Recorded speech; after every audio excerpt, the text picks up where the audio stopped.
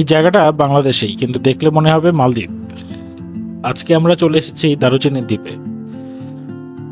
এই দারুচিনি দ্বীপটি আসলে সেন্ট মার্টিনের পাশে একটা ছোট্ট নির্জন আর অসম্ভব সুন্দর একটা দ্বীপ। কিন্তু এখানে আসতে হলে দরকার একটু অ্যাডভেঞ্চার, কারণ সেন্ট মার্টিন থেকে এখানে আসার একমাত্র উপায় হচ্ছে স্পিড বোট। তো চলুন শুরু করি আজকের গল্প। ওই যে দূরে সমুদ্রের মাঝখানে দেখা যাচ্ছে দারুচিনি দ্বীপ। আজকে আমরা সেখানেই যাব। সেন্ট মার্টিন থেকে দারুচিনি দ্বীপ যাওয়ার জন্য আমরা একটা বোট ভাড়া করেছিলাম 500 টাকায় আপ ডাউন। আমাদেরকে বোটটা ওই দারুচিনি দ্বীপে নিয়ে যাবে, ওইখানটায় আবার ওখান থেকে নিয়ে আসবে আমাদের ঘোরা শেষ হয়ে গেলে। এই দ্বীপটা সাধারণত জোয়ারের সময় থাকে পানির নিচে এবং ভাটার সময় জেগে ওঠে। তো ওখানে যদি যেতে হয় এবং এই দ্বীপটা ঘুরে দেখতে হয়, কেননা পাথুরে একটা দ্বীপ, তো সেই ক্ষেত্রে ভাটার সময় যেতে হয়। আমরা সেন্ট মার্টিনের এই পাশটাতে অপেক্ষা করছিলাম আমাদের স্পিড বোটটা আসার জন্য। সেন্ট মার্টিন দ্বীপ থেকে আমরা দারুচিনি দ্বীপের দিকে অলরেডি যাত্রা শুরু করেছি। আমাদের বোট চলে এসছে, দেখতেই পাচ্ছেন। আমাদের সেন্ট মার্টিন থেকে দারুচিনি দ্বীপ পর্যন্ত এই পথটুকু যেতে আমাদের প্রায় 20-25 মিনিটের মতো সময় লাগার কথা। আমরা যাচ্ছি, চারপাশে সমুদ্রে নীল পানি দেখতে দেখতে, হালকা বাতাস আর বোটের গর্জন। অসম্ভব সুন্দর একটা ভালো লাগার মতো পরিবেশ, যদিও রোদটা ছিল অনেক চড়া। স্পিড বোটে যেতে যেতে দূর থেকেই দ্বীপটা চোখে পড়ছিল। মনে হচ্ছিল সমুদ্রের মাঝখান থেকে হঠাৎ করে জেগে উঠেছে একটা স্বপ্নের মতো কোনো একটা দ্বীপ। সামনের দিকে দেখতে পাচ্ছিলাম দারুচিনি দ্বীপ আর পেছন দিকে সেন্ট মার্টিন। এখানে একটা জিনিস বলে রাখা ভালো যে প্রখ্যাত উপন্যাসিক হুমায়ুন আহমেদের দারুচিনি দ্বীপ বইতে হুমায়ুন আহমেদ আসলে উনি সেন্ট মার্টিন আইল্যান্ডটাকেই দারুচিনি দ্বীপ হিসেবে বোঝাতে চেয়েছেন। সেন্ট মার্টিনের যারা এখানে লোকাল, ওনারা আসলে সেন্ট মার্টিন থেকে একটু ডিস্টেন্সে এই জায়গাটা, এটা সেন্ট মার্টিন দ্বীপেরই একটা অংশ। জাস্ট শুধুমাত্র মাঝখানে কিছু প্রবাল পাথর এইগুলো মিলে এই দ্বীপটার মতো হয়েছে। আর মাঝখানে একটা পানি থাকাতে এরা এটাকে একটা আলাদা দ্বীপের মতো করে এবং এটার নাম দেওয়া হচ্ছে দারুচিনি দ্বীপ। তো এটাও একটা ওরা আসলে মোটামুটি টুরিস্ট স্পটের মতো বানিয়ে ফেলেছে।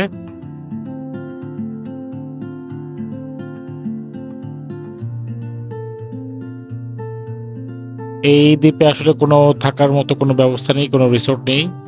এখানে মোটামুটি বেশ অনেক পর্যটক ছিলেন, আর চারপাশে শুধু নীল সমুদ্র আর প্রকৃতি।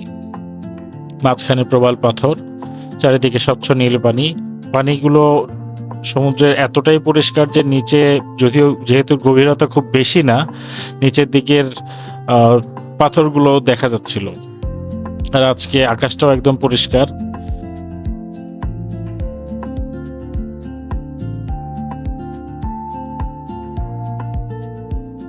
এই জায়গাটা আসলে খুবই ছোট, কিন্তু সৌন্দর্যের দিক থেকে আসলে অনেক বড় একটা জায়গা।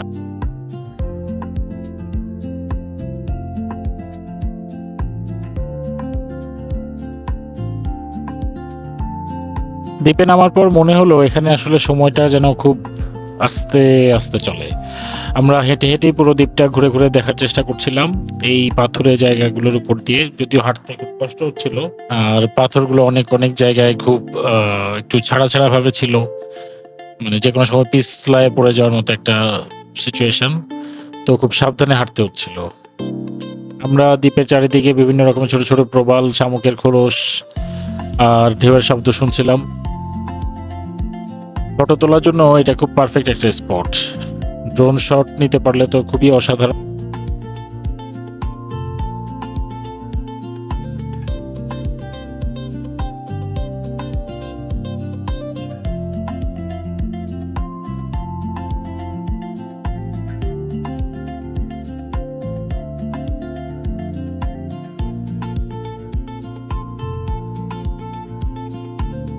সূর্যের আলো এখানে যখন পানিতে পড়ে তখন, এবং সূর্যের আলোটা পানিতে পড়ে আমাদের চোখে যখন আসছিল, তখন একেবারে ঝলসে যাওয়ার মতো অবস্থা, কেননা পানিটা তখন আসলে ম্যাগনিফাইং গ্লাসের মতো কাজ করছিল। এখানে বসে সমুদ্রের দিকে তাকিয়ে থাকলেও মনে হবে এই ট্রিপটা খুব সার্থক। যেহেতু আমরা দুপুরের দিকে এসেছি এবং প্রচন্ড রোদ, সেহেতু আসলে ততটা মানে ইয়ে ছিল না, গরম ছিল প্রচুর। তবে আমার মনে হয় বিকালের দিকে এসে এখানে বসে থাকতে পারলে খুবই ভালো লাগার কথা।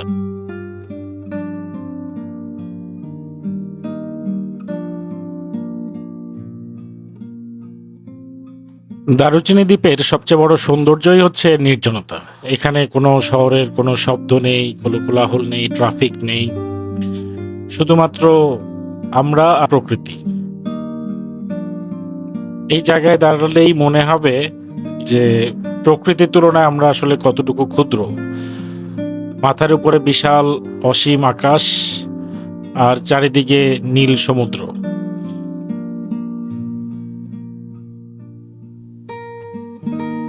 দারুচিনি দ্বীপে যাবার জন্য আপনাদের সাথে কিছু গুরুত্বপূর্ণ তথ্য শেয়ার করি। এখানে যেতে হলে অবশ্যই সেন্ট মার্টিন থেকে স্পিডবোট যেতে হবে, আর স্পিডবোট আপ ডাউন ঠিক করতে হবে। 500 থেকে 700 টাকার মধ্যে হয়তো ওরা নিবে, যদিও হয়তো আসলে এত ভাড়া না, বাট সেন্ট মার্টিনের এখনকার রিসেন্ট সিচুয়েশন ওয়াইজ ওরা এই রকম ভাড়াই ক্লেম করে। আর একটা জিনিস হচ্ছে গিয়ে আবহাওয়া ভালো থাকলে তবেই যাওয়া উচিত। এছাড়া কেননা প্রচন্ড ঢেউ থাকলে এই জায়গাটুকুতে যারা আমরা সাঁতার জানি না তাদের জন্য বোট রাইডটা ঝুঁকিপূর্ণ হতে পারে। যদিও এখানে পানির ডেপথ খুব একটা বেশি না, কিছু কিছু জায়গায় হয়তো কোমর বা বুক পানি। আরেকটা জিনিস হচ্ছে সাথে এখানে দারুচিনি দ্বীপে যাবার জন্য সাথে পানি, সানগ্লাস, সানস্ক্রিন বা ক্যাপ বা ছাতা রাখা ভালো।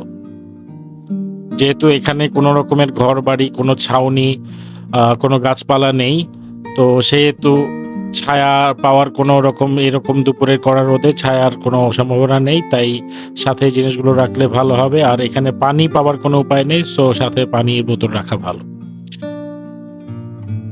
এবং দ্বীপটি যেন আমরা আমাদের দেশের সম্পদ মনে করে আমরা সেন্ট মার্টিন, দারুচিনি দ্বীপের জায়গাগুলো আমরা আসলে পরিষ্কার পরিচ্ছন্ন রাখার চেষ্টা করি। একটু আগে আমরা যখন বোটে করে দারুচিনি দ্বীপটাতে নামার আগে আপনারা দেখতে পাচ্ছিলেন হয়তো যে পানিতে বেশ কিছু প্লাস্টিকের বোতল ভাসছে।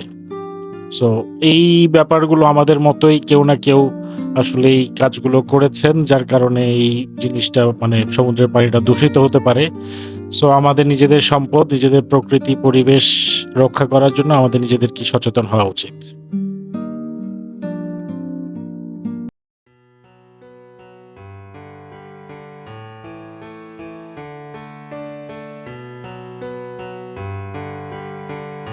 এই দারুচিনি দ্বীপে আমরা ছিলাম প্রায় 2 ঘন্টার মতো।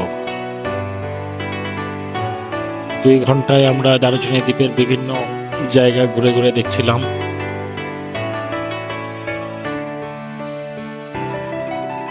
আমাদের সাথে বেশ অনেক পর্যটকও ছিলেন।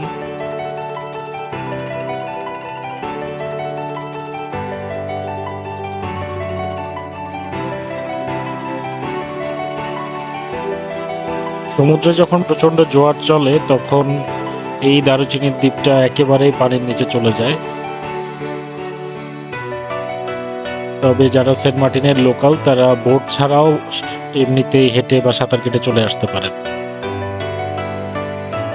আর এই জায়গায় আসলে অবশ্যই সাবধানতা অবলম্বন করতে হবে আমাদের মতো যারা আসলে আনাড়ি, কেননা প্রবালগুলো এখানে খুবই ধারালো। একটু যদি স্লিপ কেটে পড়ে যায় তাহলে যে কেউ যে কোনো একটা দুর্ঘটনা হতে পারে। তো অবশ্যই সাবধানে ঘোরাফেরা করা ভালো।